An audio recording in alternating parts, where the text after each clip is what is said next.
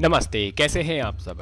तो आज हम बात करने वाले हैं कि हमारे धार्मिक संस्कार जो हमारी परंपराएं होती हैं उनके पीछे का विज्ञान क्या है। वैसे दोस्तों खोजते खोजते हमें ये पता चला कि जो विज्ञान होता है वह असल में विज्ञान नहीं बल्कि विज्ञान होता है।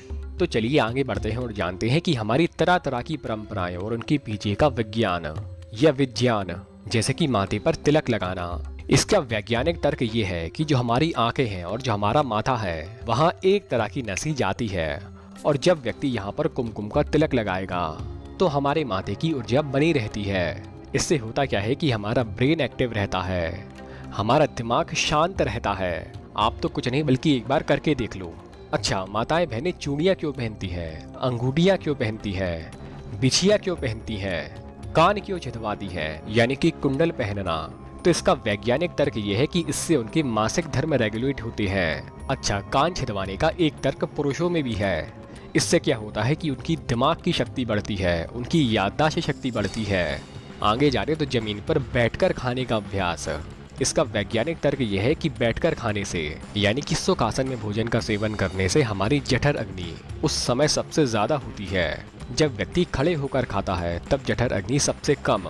जब व्यक्ति चेयर पर या डाइनिंग टेबल पर बैठकर खाता है तो मीडियम, और जब व्यक्ति सुखासन में जमीन पर बैठकर भोजन का सेवन करता है तो जठर अग्नि सबसे ज्यादा। इससे होता क्या है कि खाना अच्छे से पच जाता है।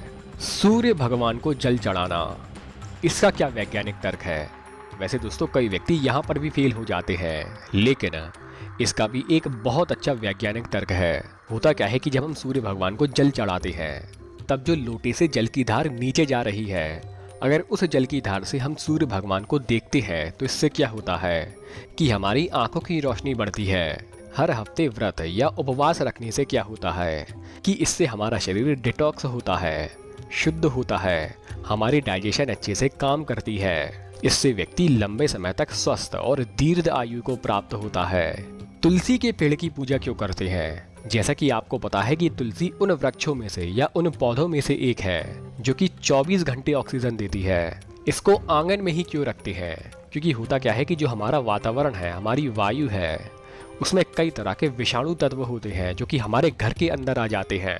तो अगर घर के आंगन में तुलसी मैया रहेंगी तो वह विषाणु वहीं खत्म हो जाते हैं, यानी कि आंगन में ही। और जाने तो हवन या यज्ञ करना है।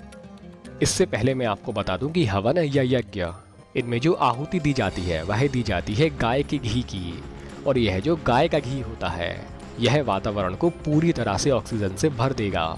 तो ये होता है हवन और यज्ञ करने का फल।